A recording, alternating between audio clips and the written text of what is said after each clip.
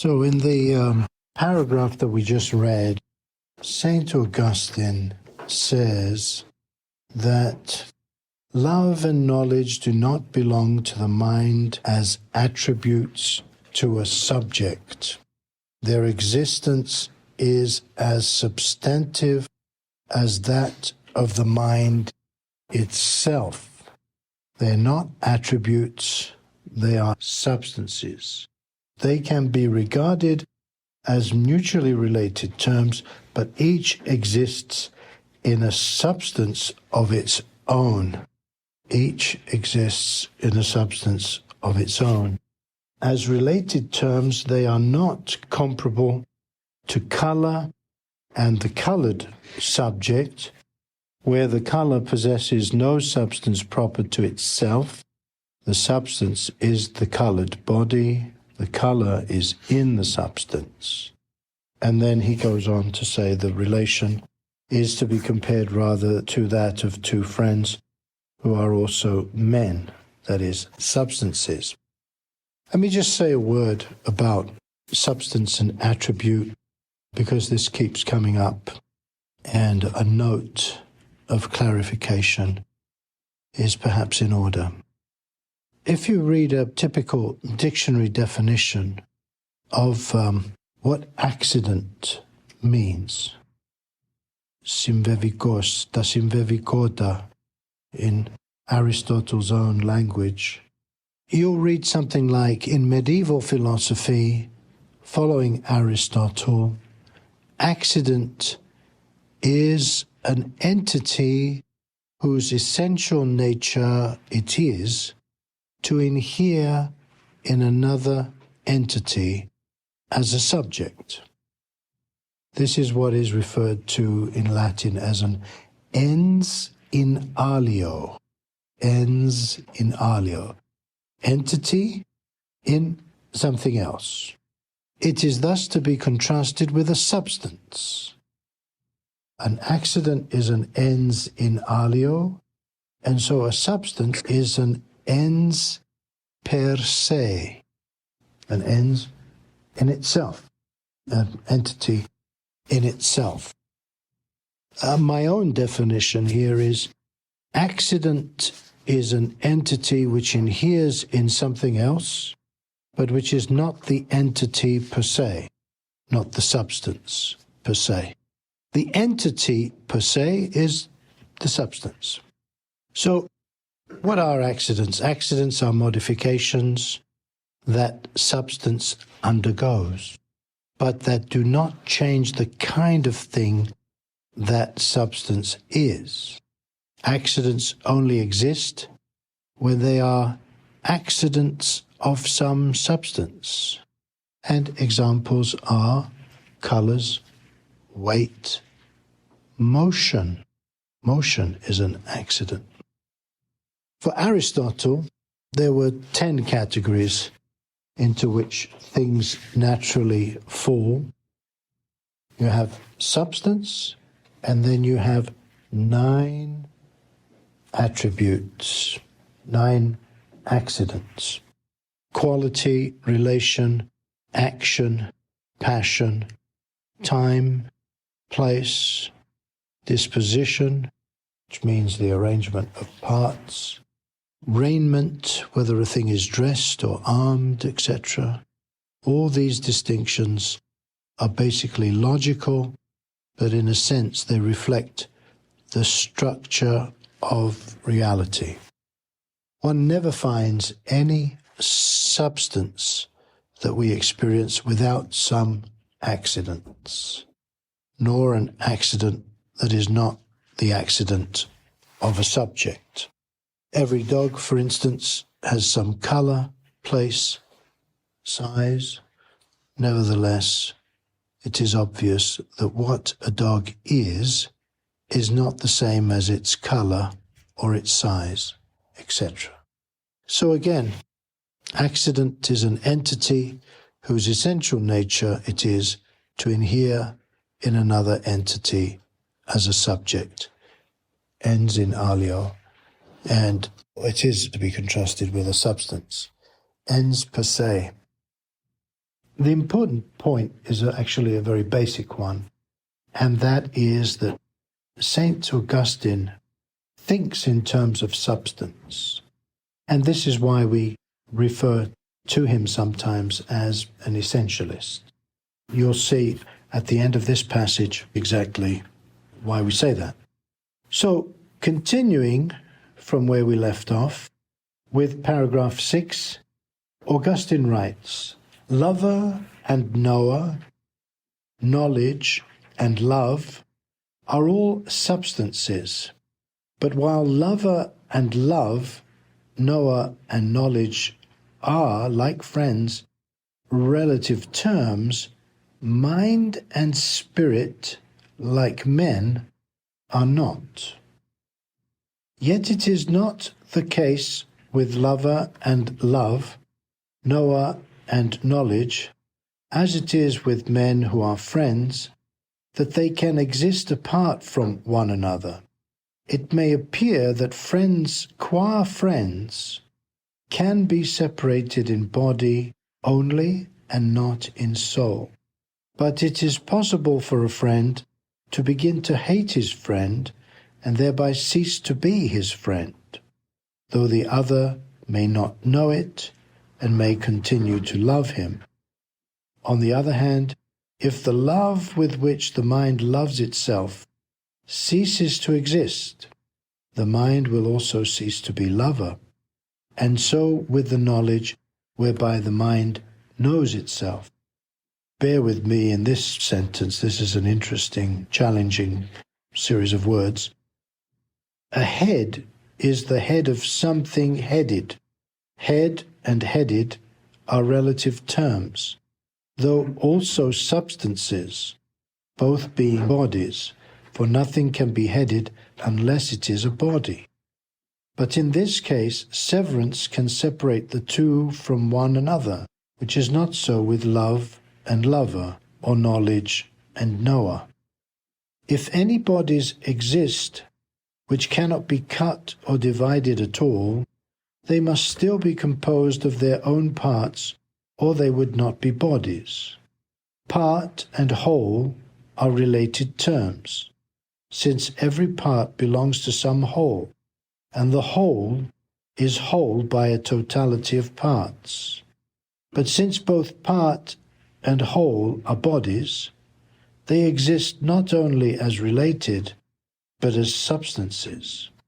May we say, then, that the mind as a whole, and that the love with which it loves itself, and the knowledge with which it knows itself, are like two parts composing the whole? Or, alternatively, that they and the mind itself are equal parts, making up one whole? The difficulty here is that no part embraces the whole to which it belongs, whereas the mind's knowledge, when it knows itself as a whole, that is perfectly, extends over the whole of it, and when it loves itself perfectly, it loves itself as a whole, and its love extends over the whole of it. Take another possible comparison. A single drink may be composed of wine, water, and honey. Each component will extend throughout the whole, and yet they remain three. There is no part of the drink which does not contain all three, not side by side as would be oil and water, but completely mixed. All are substances, and the whole fluid is one definite substance made out of the three. Can we suppose that the triad of mind, love, and knowledge exists together in the same kind of way? Apparently not. Water, wine, and honey are not themselves of one substance, though one single substance of drink results from that mixture. But it seems certain that our mental triad must be of one and the same essence, and since the mind loves itself and knows itself, and its threeness does not involve its being loved or known by anything else, the three must then necessarily have one and the same essence. This means that if they could be intermingled so as to lose their identity, they would in no way be three or capable of mutual relation. This would be like three similar rings made out of one piece of gold. They might be linked together, but would still be mutually related on the basis of their similarity, since similarity implies similarity to something else. We should have a trinity of rings and one gold, but if they were melted down and mixed with one another in a single lump, there would be an end to the trinity. We could still speak of one gold, as with three rings, but no longer of three golden objects. In our triad, on the one hand, in which the mind knows and loves itself, we have a permanent trinity of mind, love, and knowledge.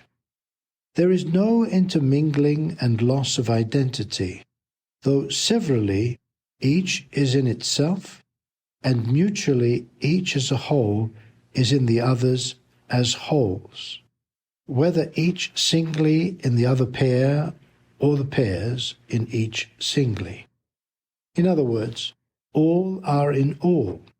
The mind is in itself, being a substantive term, though it is termed knowing, known, or knowable in relation to its knowledge, and loving, loved, or lovable in relation to the love with which it loves itself. Knowledge is indeed related to the mind knowing or known, but still it is properly termed known and knowing in itself. For the knowledge by which the mind knows itself is not unknown to the knowledge itself. Similarly, love, though related to the loving mind to which it belongs, still remains of itself and in itself. For love is loved, and that can only be by the love which is itself. This shows that each of the three singly is in itself. Again, they are alternately in one another. The loving mind is in the love. Love is in the lover's knowledge. Knowledge in the knowing mind. They are severally in the remaining pairs. The mind which knows and loves itself is in its love and knowledge. The love of the loving and self-knowing mind is in the mind and its knowledge. The knowledge of the self-knowing and loving mind is in the mind and its love, because it loves itself knowing and knows itself loving.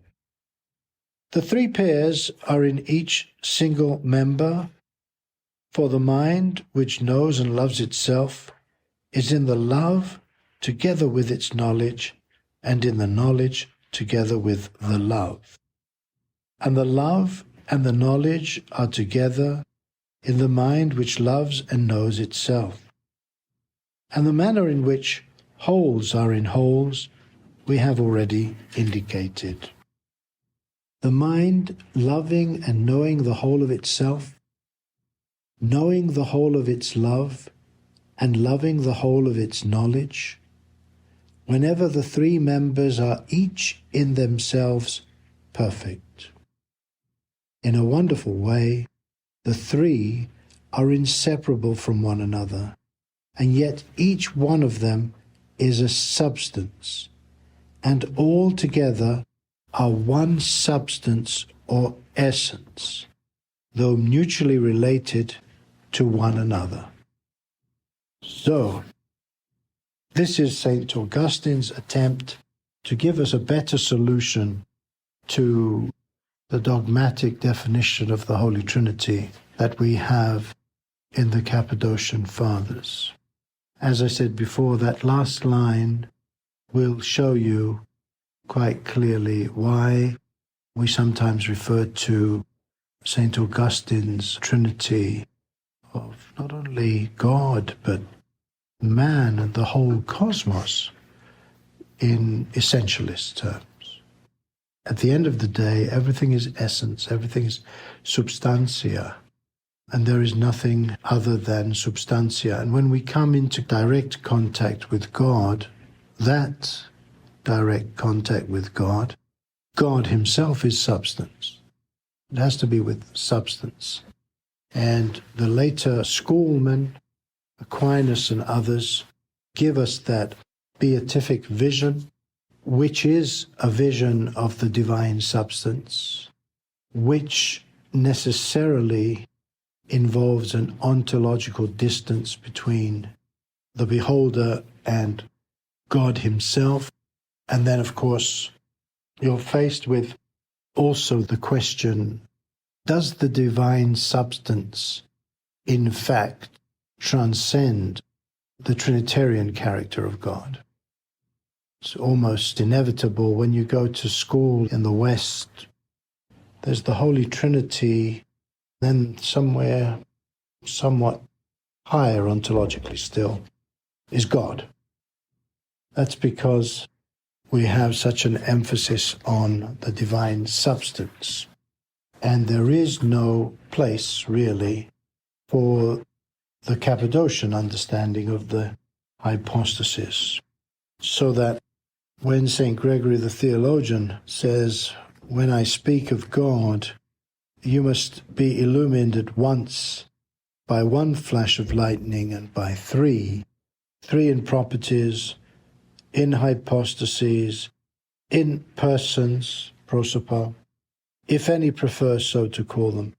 For we will not quarrel about words so long as the syllables convey the same meaning, but one in respect of ousia, essence, indivisibly divided and dividedly conjoined. That is different. That is fundamentally, I would say, different. There's a certain attraction to this approach because it's based on the idea that we are creatures of God. If you want to know something about God, then we have to look at ourselves, since we bear the seal of the Creator. But of course, when you say that, something very important is already being pushed to the background, and that is the radical difference between the created and the uncreated. And we've talked about this a little bit by referring to how the distinction between spirit and matter, and you see that in this text, became more prominent than the fundamental distinction between the created and the uncreated. The distinction between the created and the uncreated means that there is no similarity between the creator and the created. But when you make the spirit-matter distinction more prominent and the created-uncreated distinction becomes blurred, then a very different picture begins to emerge.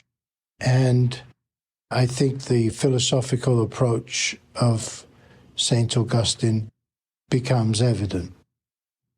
Isn't that interesting? Because the heart, that's something that Plato doesn't really have much time for either. Everything is up here. The logistikon is here, in the head. There are other aspects of the soul, the insensive, to thymikon, which in Plato is the seat of the noble emotions and includes the heart. But it's true, focus is not on the heart in this particular text. And it's certainly a heady approach to this great mystery, isn't it? How the three are one and the one are three, but not in a bodily sense, in a spiritual sense. And on the curious fact that St. Augustine does not take his analogies of the mind from Scripture. I think he would have done that if he felt it would be productive. But it is true that the mystery of the Trinity, it's there at the baptism of Jesus in the Jordan. It's there at the Transfiguration. at Pentecost, but I would venture to say that it's a secondary revelation. The focus is on Christ, and here is a great mystery, that the revelation of Christ is at one and the same time revelation of the Holy Trinity. But that's not something that, forgive me, but doesn't seem to be something that St. Augustine sees. And he's not content with what is offered there, so he's trying to give a fuller treatment in his own way. But his approach, you see, is from a very different angle. Why does he not at least start with Holy Scripture? This is a passage that we're reading. There are references to Scripture, but the analogies, no, they're not from Scripture. I think that his immediate audience were his followers. And it brings in the point that, well, St. Augustine preferred to be in North Africa. And he was not only away from the center of where things were happening, but he had a quieter existence and he was less challenged.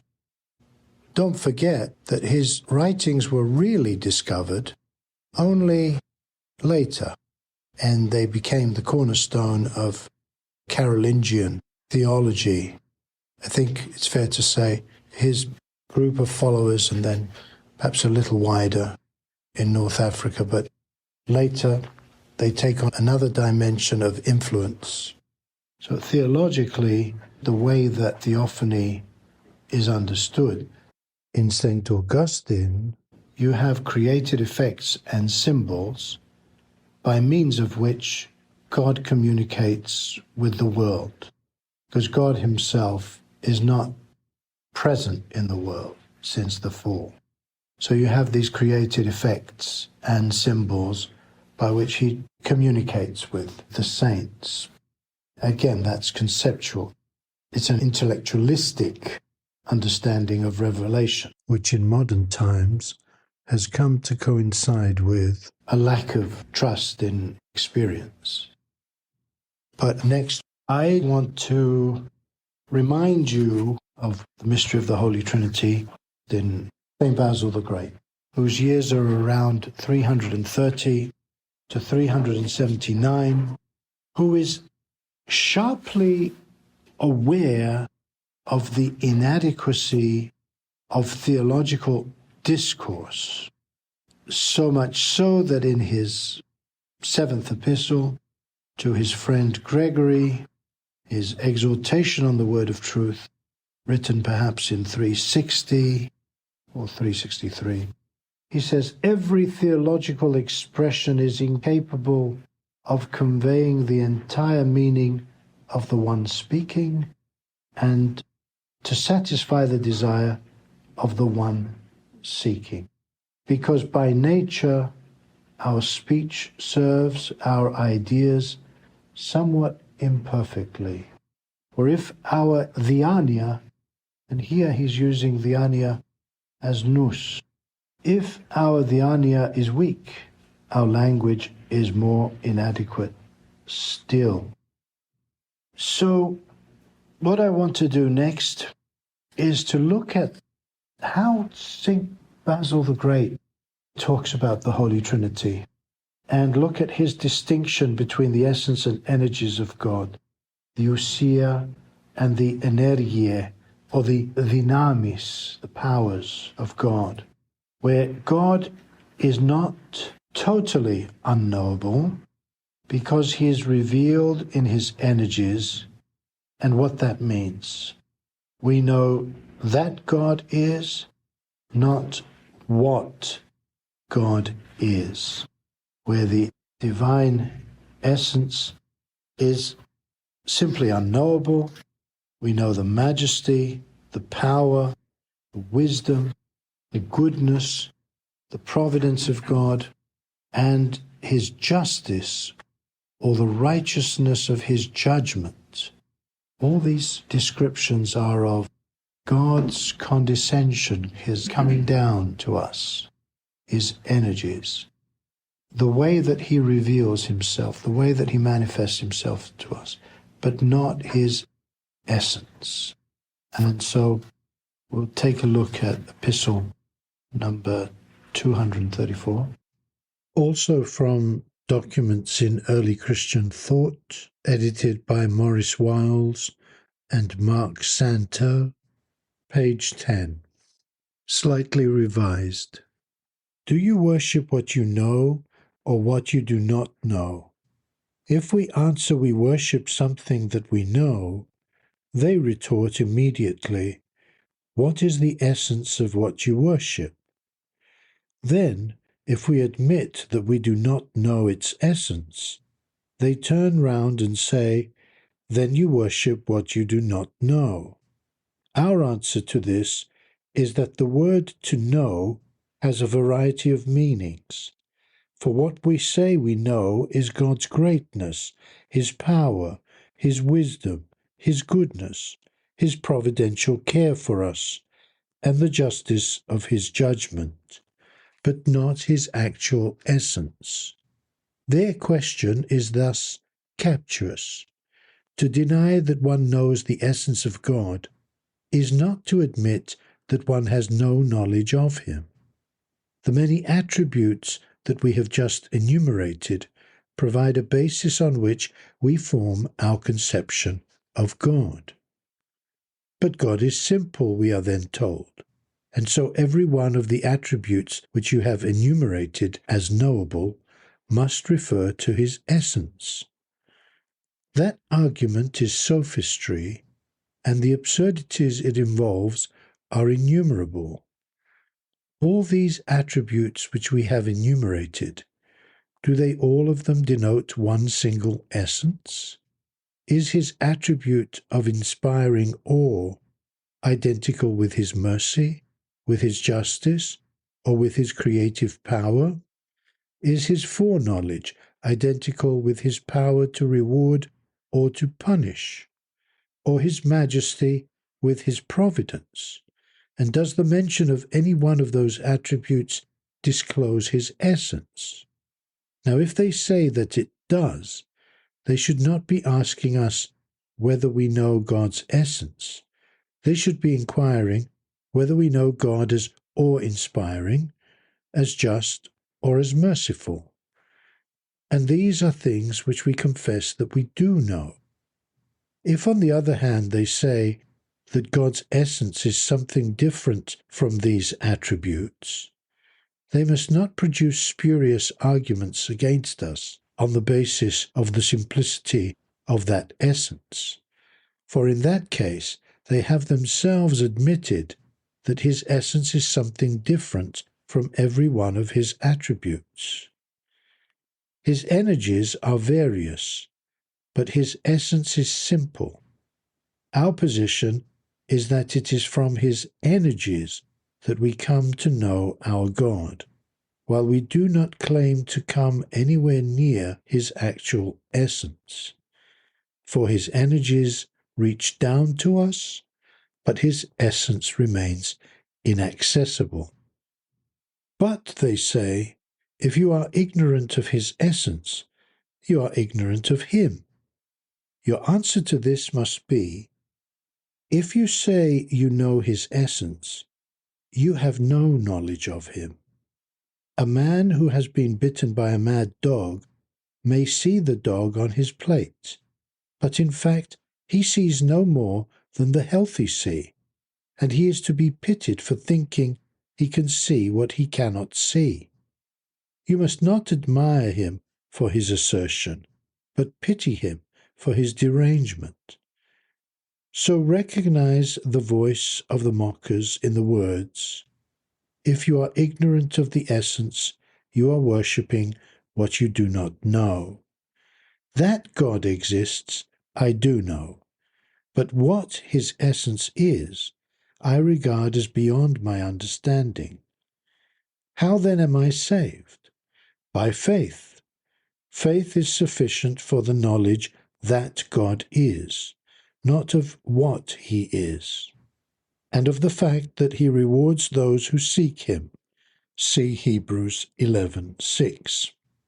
So knowledge of the divine essence consists in the perception of his incomprehensibility. What we worship is not that of which we comprehend the essence, but that of which we comprehend that the essence exists. And we can put the following counter-question. No man has seen God at any time, the only begotten Son. He who is in the bosom of the Father, he has revealed him. John 1:18. What is it of the Father that the only begotten has revealed? His essence or his power? If it is his power, then we know as much as he has revealed to us. If it is his essence, tell us where he said that the Father's essence consisted in his being unbegotten. When did Abraham worship? Was it not when he believed? And when did he believe? Was it not when he was called? Where in this case is there any scriptural testimony to Abraham's having comprehended? And the disciples, when did they worship him? Was it not when they saw creation subject to him? From the obedience of the sea and the winds to him, they came to the knowledge of his divinity.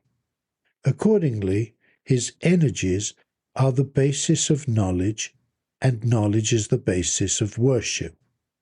Do you believe that I can do this? I believe, Lord. And he worshipped him. See Matthew 9:28 and John 9:38. Thus worship is consequent on faith, and faith is grounded on God's power. You say that the believer has knowledge as well as faith. Yes, but his knowledge has the same basis as his faith, and conversely, faith has the same basis as knowledge. We know God from his power, thus we believe in him of whom we have knowledge, and we worship him in whom we have faith. The Cappadocians do use language in an effort to convey something of what is the experience of the church. And St. Augustine believes that there is a similarity between the creature and the creator, which opens up the door to philosophical speculation. Whereas in the Cappadocian Fathers, you see, there's not really any room for philosophical speculation. And the problem that we face as Orthodox dialoguing with the West is that the West, as I said before, still regards the Fathers as philosophizing about God.